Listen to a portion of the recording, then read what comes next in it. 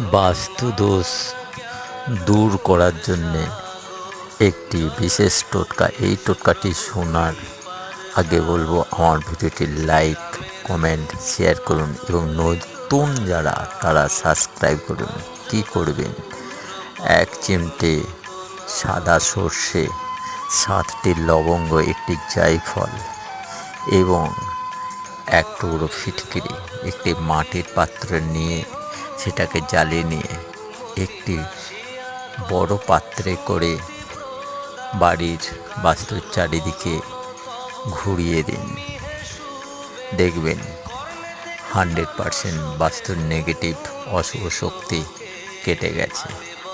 আপনারা বাস্তুর মধ্যে positive response পাবেন।